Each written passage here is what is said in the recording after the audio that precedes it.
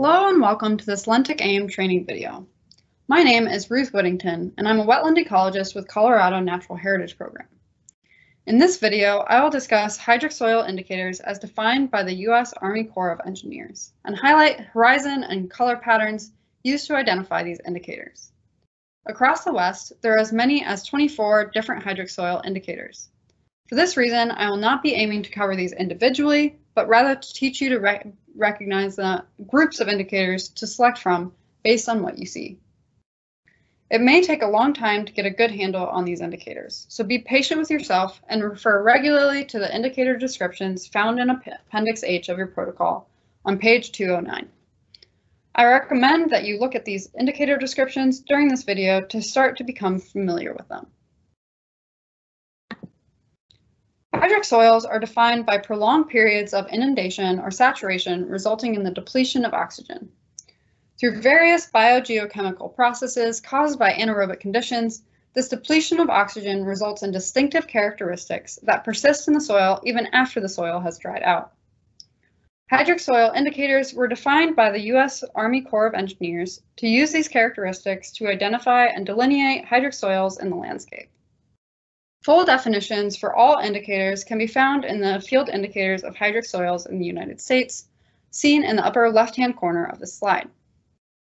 Additionally, there are region-specific supplements like the supplement for the arid West shown on the right side. Hydric soil indicators are intended to be location-specific. For each land resource region, or LRR, as shown in the map on the bottom of the slide, there's a limited list of indicators which can be expected to occur. If you're looking in your field protocol appendix, you can see that each of the LRRs have their own page of potential indicators. LRR information about a particular site will be provided in the plot information within the Field Maps app.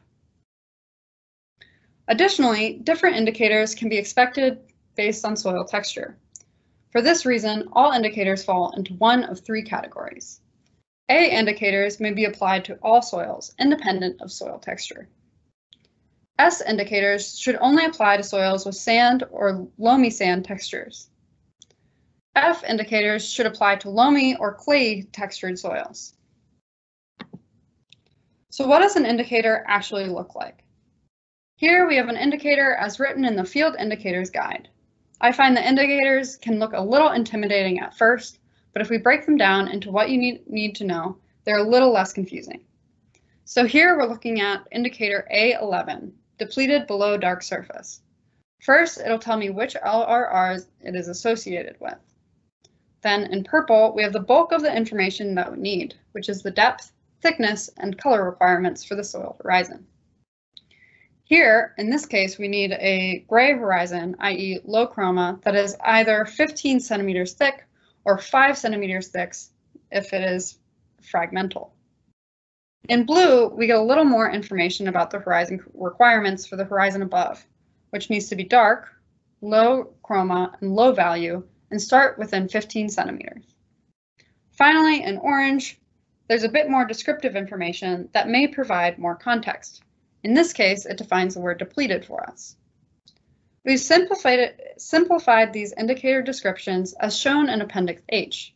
Compare this description to the one in your protocol, and we can see that the information has been condensed into just the bits of information you need to know.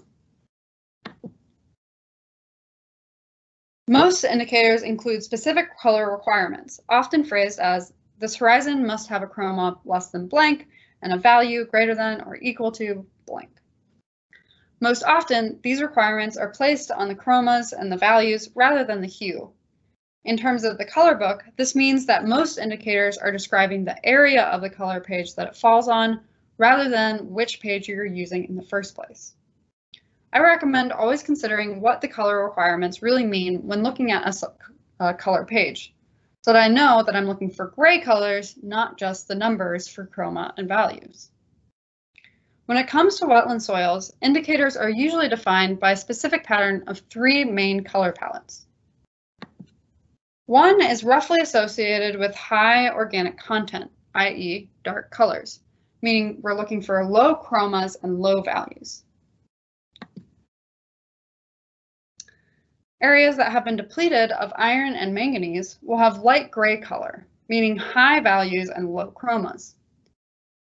For some indicators, borderline colors for depletions may also have a % requirement for redoxomorphic features seen within the horizon.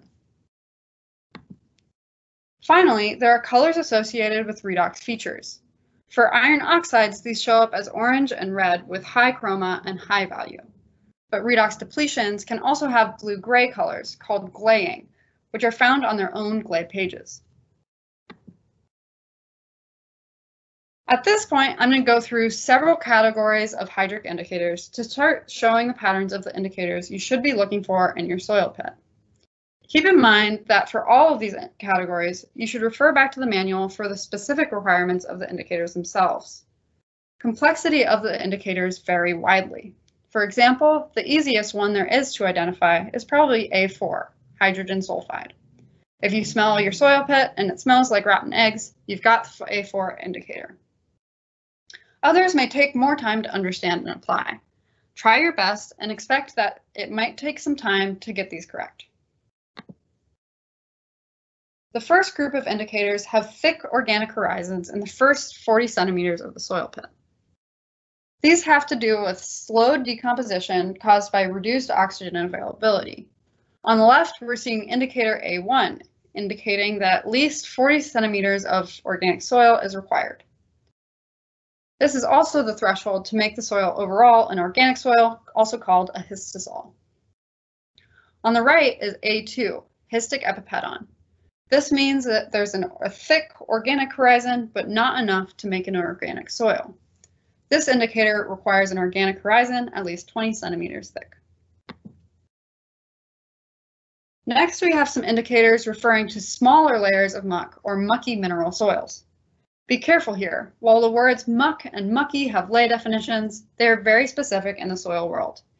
Here, muck is referring to a sapric organic material, while mucky modifier refers to a high % of organic matter without quite meeting the threshold to qualify as organic soil. These are some of the more difficult to identify, but if a soil feels like it's somewhere between organic and mineral, it may be a mucky mineral soil. Depleted matrices result from manganese and iron compounds having leached out of the soil horizons entirely to leave only the mineral colors behind. What results is a bright gray horizon, often found beneath very dark horizons. Again, borderline colors often also require certain percentages of redox features. Which brings us to our next indicator. Redox features can appear either as part of other indicator requirements or as their own indicator. These are most often identified as bright orange and red flecks of color, but can also appear as blue-gray areas of reduced compounds. They can also occur as a splotchy patchwork called mottle, with areas of bright orange oxide concentrations mixed in with dark blue-gray depletions. In all cases with redox features, it is important to record their % cover, as this makes up an important part of most of their indicators. Finally, you may see Glade Horizon resulting from the reduction of iron and manganese compounds. These have a blue-green color that will rapidly change within minutes as it is exposed to the air. With these colors, it is particularly important to take their color immediately. True glaze should be colored using the Glade pages, but note that not all colors on the Glade pages technically qualify under the Glade definition. This concludes this training video on hydric soil indicators. For more information on applying specific indicators, please refer to the descriptions found in the field protocol, in addition to the full descriptions found in both the field guide, hydric soils, the soil indicators, and regional supplements. If you have questions on a particular soil during the field season, please feel free to reach out to me.